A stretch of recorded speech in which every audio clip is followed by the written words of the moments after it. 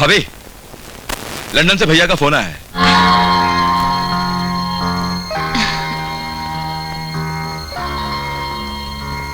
Hello hello hello hello hello,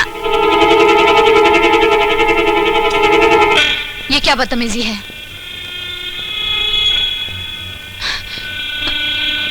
दरवाजा खोलो, जाने दो मुझे।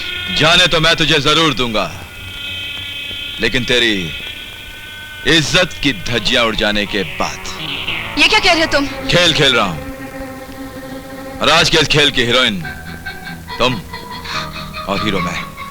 अरे भाभी, ये क्या कर रही है भाभी? अरे मैं कहना भाभी, भाभी ये क्या कर रहे हो? दरवाजा खोलो, चलो कौन है ये? ये क्या कर रहे हो? दरवाजा खोलो। भाभी ये मत करो, नहीं भाभी, मैं भैया को क्या नहीं दिखाऊंगा। मत करो भाभी, ऐसा ना करो, ना करो भाभी, ना करो। अरे भाभी ये मत करो भाभी, ये क्या कर रही हो? क्या कर रही हो भाभी? दरवाजा खोलो, खोलो दरवाजा। भाभी तो मां समान होती है, मां समान होती है भाभी। अरे कोई है, कोई है, देखो तो सही, ये क्या हो रहा है? नहीं किरण बाबू, हाय राम, ये मैं क्या देख रही हूँ? ये हे भगवान, ये दिन दिखाने से पहले मुझे मौत क्यों नहीं आई? मुझे तेरी कसम मां, मैंने कुछ नहीं किया। मैंने भाभी को बहुत समझाया, लेकिन कहने लगी मुझे नींद ही नहीं आती है। नहीं, ये झूठ कह रहा है माँ जी। ये मुझे आप सबके सामने बेइज्जत करना चाहता है।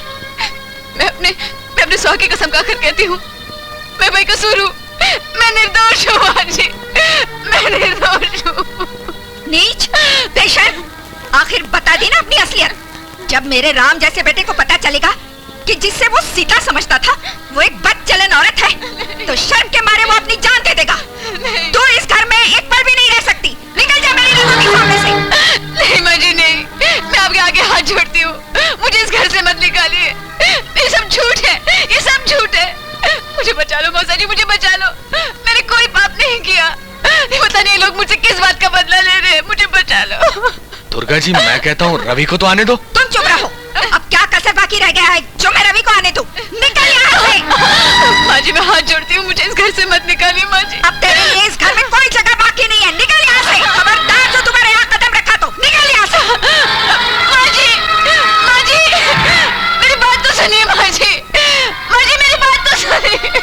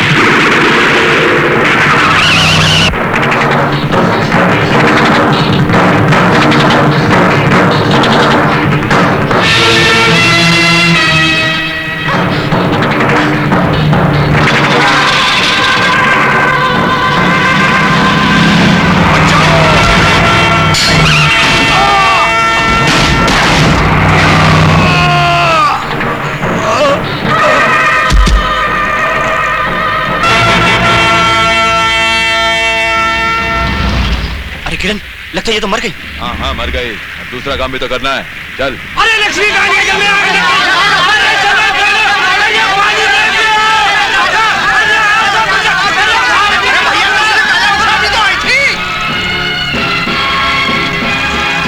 चलो आज उषा का पूरा खानदान ही जलकर खत्म हो गया।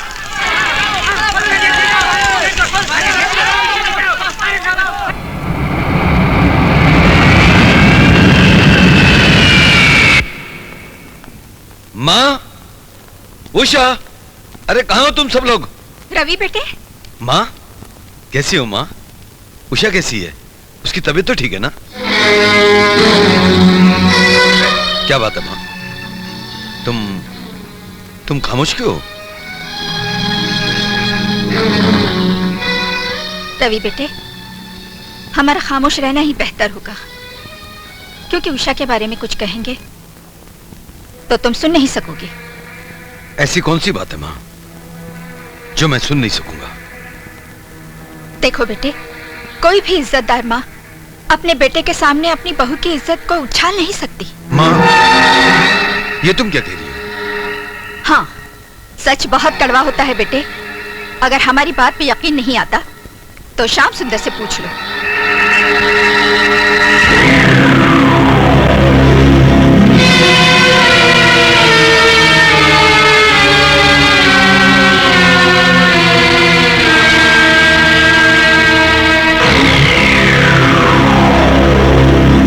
नहीं नहीं, मैं उषा के बारे में ऐसी बात हरगिज नहीं मान सकता।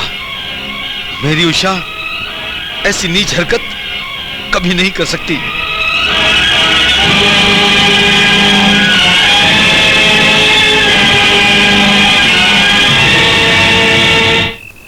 इस तरह उस हादसे में सब के सब जलकर खत्म हो गए। सिर्फ ये खंडर रह गया है।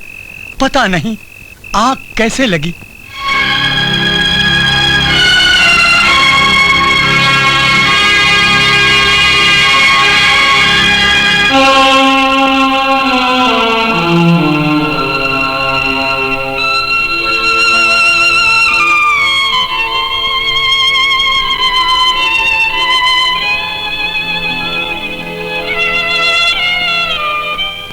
डॉक्टर साहब, दवाइयां लाया हूं।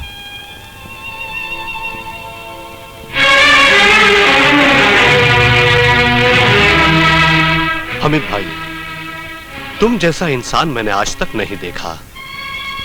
तुम्हारा इस लड़के से कोई रिश्ता नहीं, फिर भी तुम इसके लिए सब कुछ कर रहे हो। डॉक्टर साहब, जिसका कोई नहीं होता उसका खुदा होता है।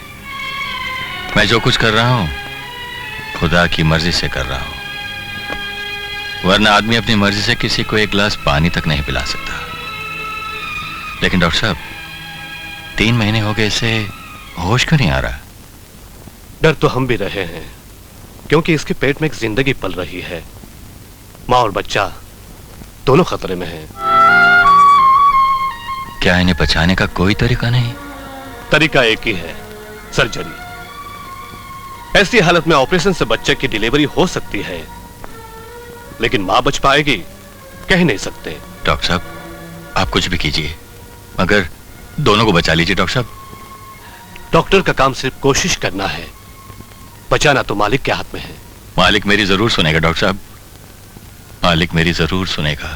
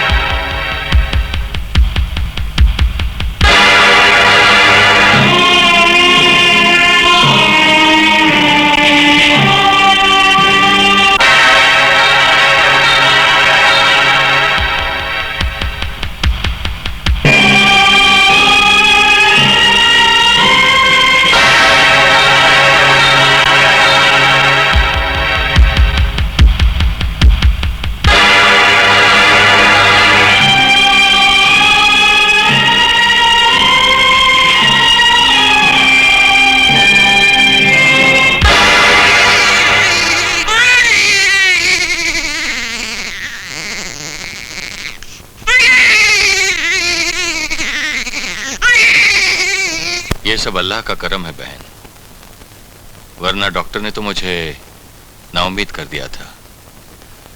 अब मैं तुमसे तुम्हारी बीती हुई जिंदगी के बारे में कुछ पूछना चाहता हूँ।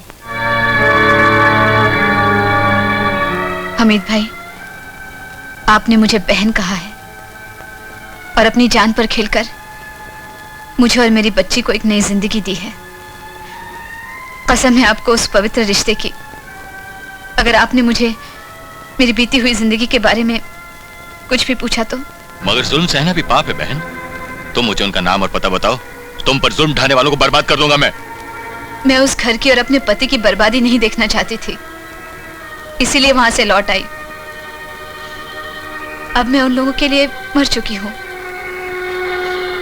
शायद मेरी ये मौत ही उस घर के लिए नई जिंदगी हो। माँ,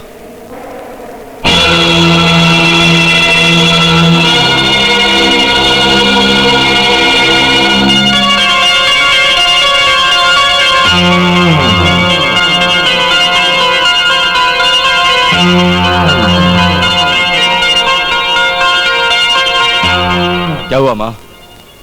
क्या सोच रही हो? अरे सोच में नहीं डूबेंगी तो बेचारी क्या करेंगी? एक तो इनके सर पर पहले से एक के बाद दूसरी बिजली गिर रही है और उस पर से तुम एक नई बिजली गिराने चले आए। मौसा, इन पर गर्म होने की कोई जरूरत नहीं किरण। जो कुछ भी ये कह रहे हैं बिल्कुल सच है।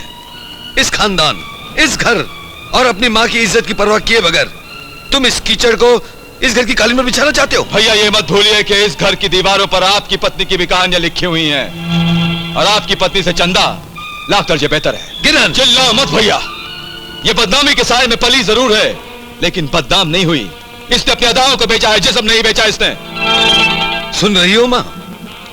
है आज तुम्हारे पास इस बात का कोई जवाब? तुम बोलती क्यों नहीं? चुप क्यों हो माँ? रामचंद्र कह गए सिया से एक दिन ऐसा आएगा, हंस चुनेगा दाना दुनका, कौवा मोती खाएगा। ये छोटा कौवा कौन है? बहुत हो गया तुम्हारा नाटक मौसा। बंद करो अपनी ये कविता। हराम की रोटियां खाते खाते तुम्हें चर्बी चढ़ गई है। अपनी औकात में रह के बात क्या करो, समझे? जिसे तुम कौवा कह रहे हो ना, वो चंदा का भाई है, मेरा साला है।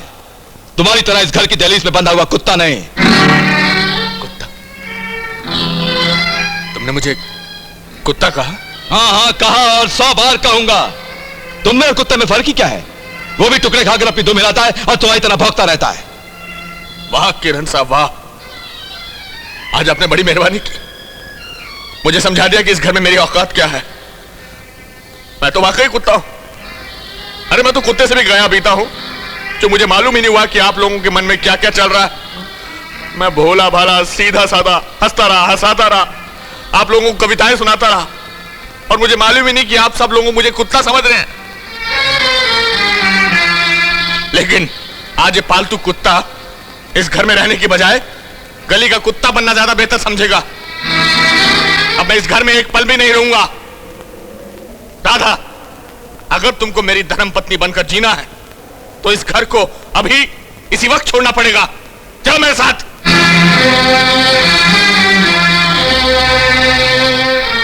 राधा, तुम इसके साथ जाओगी कहां? जहन्नम में। तुम्हारा बड़ा घर और घटिया ख्याल तुम्हें ही मुबारक हो।